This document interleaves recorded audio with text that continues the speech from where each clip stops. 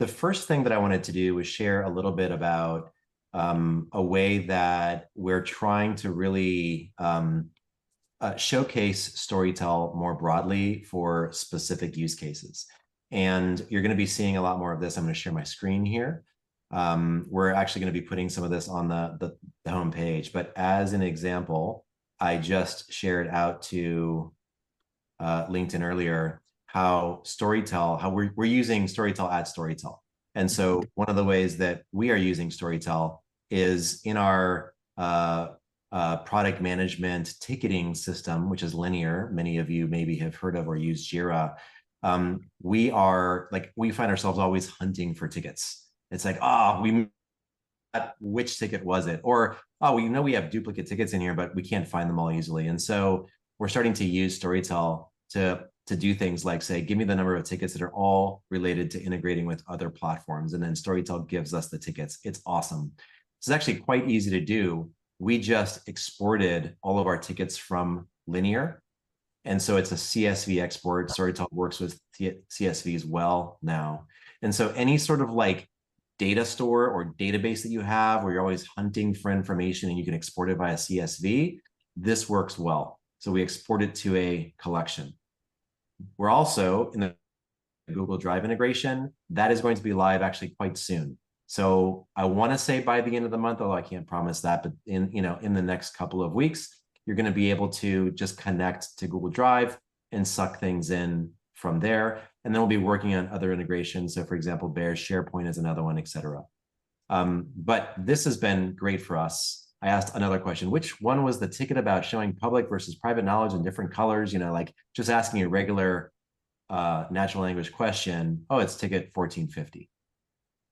And so Finn, you had responded on Slack to that. That was valuable. I just wanted to hear more. Have you tried that? Do you have any opinions about it? What can we do to make that better, et cetera? I haven't tried it per se, but a few times, like I haven't tried it to upload all the knowledge from our internal Jira instance. That would actually be pretty good. But I often have the scenario where I'm looking for tickets. We have like 1,000 probably across Mac, Windows, Chrome. And a lot of times it's even questions like, do we have this ticket on Chrome? I know we have it on Mac and Windows. Like trying to find tickets in a giant Jira instance of 10 years of tickets being added, removed. Yeah. So we definitely the definition of messy data. And that's why I mentioned that I do think that that's a great value add for Storytel because it's like making data ingestion easier. So then it's just me asking questions. Yeah. And it doesn't even need to be real time. It just needs to be like roughly maybe daily sync with our Jira instance. So I could ask some tickets or even write documentation from tickets, which is Yeah. often the case where, we have a lot of the times we make tiny changes in tickets, but then the documentation becomes obsolete. So it could help me maybe even regenerate documentation based on everything we write in tickets. There's a That's bunch of use cases. yeah. So Finn, I think that the product roadmap that we have should make that so there's a few things that we should be shipping that should make that work pretty well. So one thing is the integrations. Obviously, you may still have to export for now because we Mhm. don't have the Jira integration as our first one. But if you're exporting to a Google Drive folder, every time that content changes, we can rerun a number of prompts. And so I could imagine that you're rerunning like documentation prompts or something every time that content changes. We are Yeah. also using Storytell to do our change log. It's working very well. And so we have our customer experience team is literally just grabbing, like in linear, we'll document a lot of steps that we take to ship a feature. And then they're literally just grabbing that whole thing and they're running a prompt, write some documentation about this, or write a change log about this. And so that's working well. In fact, I don't know if you've done this yet, but if you go to Storytell Docs and then you go to the change log, we've got a summary, who we built it for, the problem, specific items, Mm. simply technical details, a screenshot. So this is all being powered by Storytell based on actual linear Nice. ticket work. So the engineers don't have to do anything extra. They're just doing their work. And then we can explain it to people in a way that they can understand. Which, by the way, this is a feature that I wanted to let you all know about. So you are now able to add multiple URLs to upload. And so that has been shipped. Nice. Okay. Brody, a question. So I just want to make sure I understand. That will scrape, meaning plugging in the URL will do what again? Yes. So you can now upload content into Storytell by just grabbing a URL. And so I'll actually show you. Let me show you. This is just a little bit of an aside. 1 second. Let me pull this up.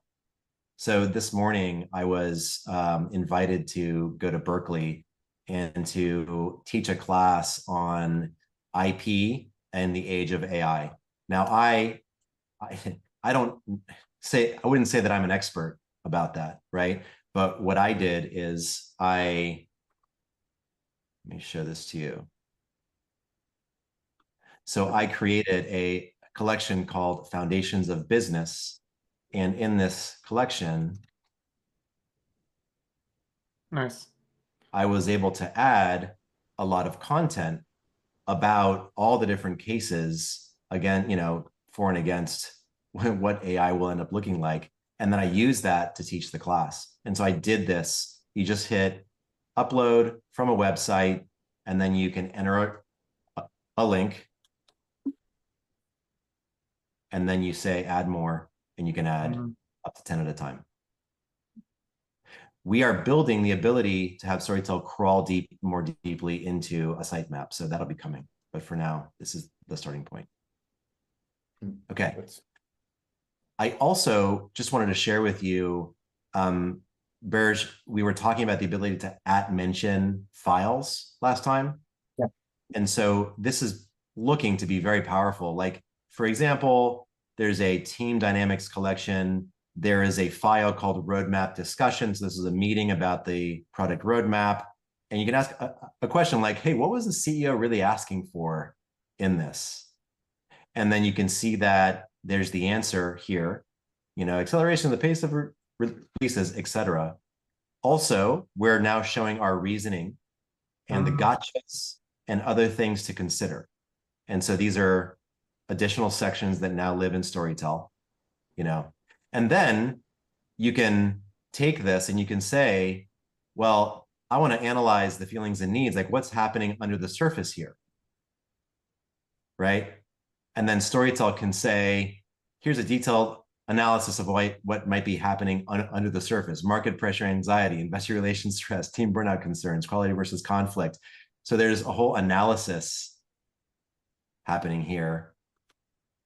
And in fact, I'm going to go to the actual collection because this doesn't really even do it justice. So let me show you the actual conversation here. So you can see that this has an analysis, but it also has creative strategies to deal with what's happening as well. So we're going to be publishing a lot of these very specific use cases and ways that you can use Storytell. So I just wanted to make you all aware of that. And so, I think that we know that we can now @mention collections using the @. So tell me more about @, and then it pops up and you can start typing, QSR, and it'll give me both the collections and the specific assets that match. And collections are blue. And so if I @mention a collection, I'm saying, tell me about all the content that's in here. There might be 100 pieces of content, or tell me how, so you're probably familiar with Sweetgreen, and there's a restaurant called Sweetgreen and Dig. And so like how Sweetgreen, so we've got this collection with Sweetgreen content, can best take advantage of QSR news and trends based on its, menu dynamics or something like that, right? And so we're saying, based on everything you know about Sweetgreen and everything you know about the quick service restaurant news and trend industry, how can Sweet Green take advantage of it? And so the ability to like mention relative data like that is proving to be valuable. Has anybody been trying this and have any opinions about this? I will be trying it, and early opinion is I think this is exceptional. So Awesome. Yeah, so like here's an answer, right? Menu innovation, technology integration, market expansion, you know. yeah, I'll use this tonight. I have to do Cool. something. Great, great. Yeah. Yeah, I'm using it now. It's pretty cool because like I asked some questions about a specific topic, and I just linked with I just linked a PDF that was relevant that I'm not sure if it took it or not. I did not look at the sources. So at least it's explicit. Please use Yeah. this. Yep. Totally, Finn. Awesome. What it's the first time I look at the reasoning limitations answer to consider. I think Yep. this is really great to have context. Maybe the one feedback I would put is like keep them collapsed all. I think limitation was open, so sometimes it's as big as the answer. So it should maintain state. Okay, got I it. would love Perfect. to hear. So last time, I think it was you, Bears, that said, I'd like to have the answer first and then reasoning limitations to consider below the answer. And so we were going to restructure it so that the answer is first. It should maintain state. And I can't remember, Finn, if we're starting by default open or closed. I think what I'm hearing you say is maybe would the default be that those are closed and this one's open? Or do you think people would know to open them? I think I think they would know to open them. One idea was that we could have it open as it prints because it prints the reasoning. Yeah. So you see it print and then it closes when the Yeah. answer finishes. Versal, I think you guys use Versal, but Versal Netlify does this. If you look at a bill being shipped, it's like, all right, step one, good. Step one is done. Yep, close it. Step two, and then. How does that feel, Bears? Instead of us putting these below, we just have them open as it's starting to give its answer and then they close. But you can always open them back up. And if you do open it, it stays open in the future. So you're like, I always want to see to consider. You just open it and then you're telling us you always want it open if you leave it open. Would that work? Yeah, that's totally fine. Okay, let me just make a really quick video for Andy. I'm going to use Zeit, one of my favorite tools. So thank you, Finn.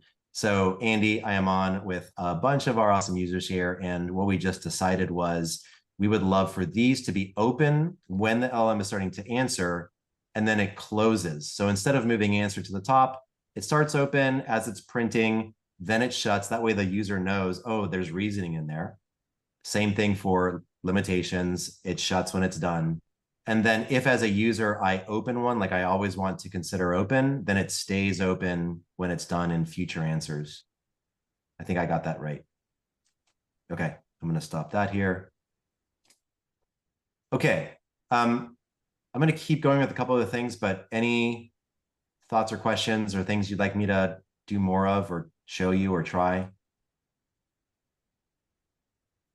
Everyone's going twice. No. Okay. Another thing that I wanted to show you that's coming, we think it's coming this week. And so I just have screen, like my kind of like crappy drawings of it, but we're building it now, is the ability to invite in the entire company to a collection. And so right now you can invite specific users. So just to show you what that looks like, to make sure that we all know about that, let me go back to a collection. And so I can say, so I'm going to go to team dynamics here. So I can invite people with a button on the right, but it's one by one email address at a time. And so what we are shipping is not just this one by one invite, which is here, but another tab that says entire company. And I can just check this box. And so anybody who has a domain that matches is going to be able to just, when they sign up, they will see that collection. Now, Bears, I know for you, there's all sorts of different domains. There's BET and there's Paramount, et cetera. We'll have to deal with that in a next rev. I'm assuming that would be an issue here. Maybe we allow for like multiple domains. But any opinions or objections to or suggestions about how we're building this?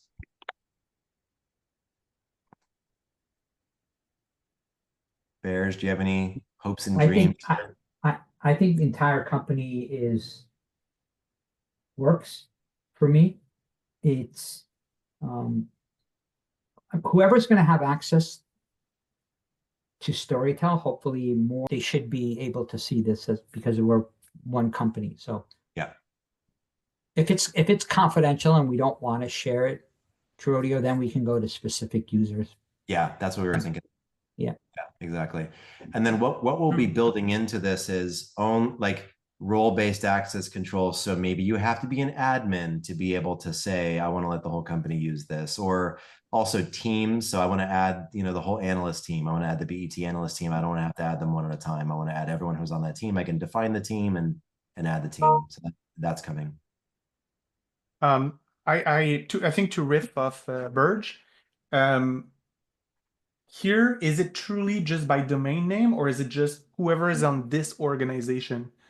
Because even Zeit, we have at Zeit.com, we have at Storytell.ai, but as long as everybody is on Storytell, doesn't matter. It's just anyone in this organization. Yeah, right now it's just domain based, but Yeah. your point exactly, Finn, and the same thing that Bearish has. The next step would be able to define the organization and the domain live within that organization in a way that we don't have to deal with spam issues. We don't want people to just be able to pick any random domain and be like, I want to from gmail.com to be able to join this, and then everyone who signs up from Gmail sees it, stuff like that. Yeah, ask me how I know. We got so many of these issues where like people would just create some random account with a private company data. Yeah. And so it needs to be verified emails that have access. Yeah. Okay. All right. Then there's a bigger thing that I would like to share with you, but is not as well baked, which is one thing that we've learned. And for example, Bears, when we've watched you use Storytell, and not just you, but many users, is that the structure that we've built is quite complex. We really tried to make it simple, but it's not simple enough. It's not simple enough for people to just be able, especially first-time users. And so, we've got all these different collections and sub-collections, and we're just really trying to take another stab at what a simpler way to do this could be. And so I just want to share some thinking that we're doing to get feedback. So there's no decisions here. There's just, hey, what would a simpler way to do this be?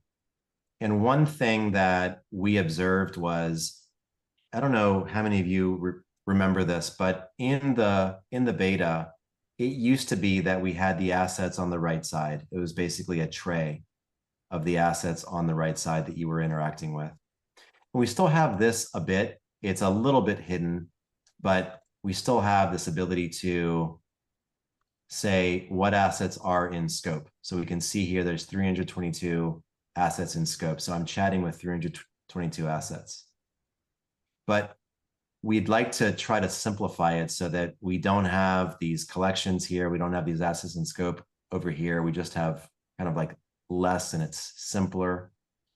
And so the thing that we are talking about is removing the collection tree on the left bar and making it so that you've got this asset panel on the right, which would look a lot, could function a lot like this one. So imagine something that's telling you, but you can also drag it so it's taking up more or less of the screen, right? And you're able to also, importantly, select which assets you want to be chatting with. So you can, there's a bunch that are checked by default. You can uncheck them. You can check just one. You have just really granular control. I see you nodding your head, John. Yeah. Yeah. So the UX part is the front end stuff is what I love discussing and talking about. And right now, even when I've been doing videos or doing the demo, it's a little tricky because the interface is right away, boom, add something, no problem. And then I think a user who is not going through some training or knowing what they're looking at they don't understand the concept of a collection. Okay, great, fine. We go to a collection. Okay, but then there are all these other pieces here. And then like when I was doing that demo last or 2 weeks ago, whenever that webinar was, it's assuming everything is in it. And then remember, it was hard at that time, which has been such a fast turnaround, which is great. I think you could not remove stuff when it was uploaded. Yeah, Maybe yeah. it's like, ugh, so now I have to create a whole new collection. So I think this Yeah. is fantastic. Okay, good. that's great feedback. Thank you. We're also imagining that you've got this asset list, and when you drag it to become bigger, it just becomes more of a management plane. And now you're able to manage your assets. You can also do some filtering. Maybe it shows you your chat history in here. It's just kind of like you drag this thing open, and now you can do more management of, I want to see my most recent chats or my chat from a week ago, or I want to find all my assets that I might want to label in a certain way that are all like 2Q25 planning or whatever. And so we've got this kind of concept that you could go deeper into an asset. Like if you're in this management plane, maybe you click on an asset and it takes you into the actual asset so you can see what it looks like, whether it's a CSV or it's a transcript or whatever. Maybe it tells you all the chats that are happening about that. It tells you what story tiles we've put that asset into. It gives you a history of it, things like that. So again, just early thinking here. I'd love to just know what's exciting, what's concerning. I guess the last thing that I'll just mention is moving to more of a kind of like traditional project versus collection. So like, I want to make a project. I want to invite people to the project. I want to have a certain set of assets in this project. I like the project more than the collection. Okay. The one thing that I was looking at, and I was just going to talk about, so in ChatGPT, do you know when you have the different GPTs?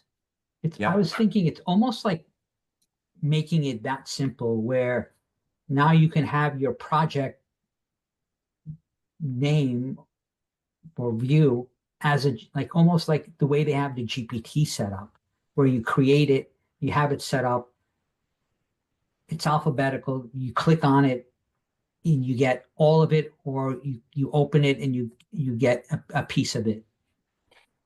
Let me actually pull this up for a second. So Bears, what I hear you talking about are these different GPTs, which OpenAI differentiates between projects and GPTs. Is this what you're referencing? Yes.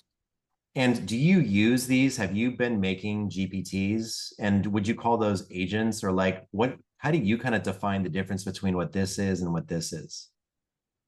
So projects are just when I'm doing like a quick thing, check my grammar, something like that. Well, why don't we make it dummy proof where the screen looks very, very simple like that?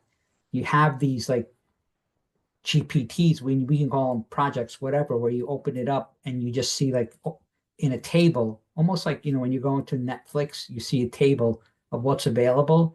You click on that, and then if you basically like you have one click of up there where it'll do everything that's in that, or if you double click, it opens it up and you can pick the file. That's what Erica, you remember we were talking about that last week where I was getting confused. I wanted to focus on one file, but when I was doing the analysis, it was focusing on all 10 that was in what we had created. That's how, again, like I think what you laid out looks good. But Bears, one thing that I want to understand is when you say a GPT, what I hear, I'm wondering if what I hear is what you mean. So to me, what I hear the difference between like a project and a GPT is a GPT is more of, I want to create an agent that can do a thing. Yeah. And I'm gonna like scope some functionality, and I'm gonna kind of define how I want it to respond when I ask a question. And it's gonna kind of be this agent that I put out into the world, maybe into the company, and it can do a thing. Is that what you mean by a GPT? Or no? Okay. Well, I'm talking about the project, but just having that in like in a separate area where you click on it. It's in a tile base. You can easily find it. You want everything within that. You click a little X at the right. You want just a specific file. You double click, it opens it up, and you click on the file. Yeah. Okay. Got it. But I mean, everything you've laid out looks good to me. And Jordia, what you have now, it's just a matter of me playing with it. I just haven't had the time. Yeah. I can. Well, there's definitely an onboarding onto kind of like the power of what we've built, and we want to try to simplify the power of what we've built. But in terms of the actual power of it, you know, we're finding that it's powerful. So hopefully we can get you bears to be experiencing some magical moments around the power of being able to have mentioned collections and files and people in and all of that. Yeah, and I do think it's very powerful. It's just like I was saying, I haven't had the time to devote to be able to fully play with it and understand. And Jordy, to be honest with you, that's going to be more of people on my team. Like I need to get them to do it and not so much me to do it. So that's the next phase. Okay, well, Eric and I can circle back around with the strategy to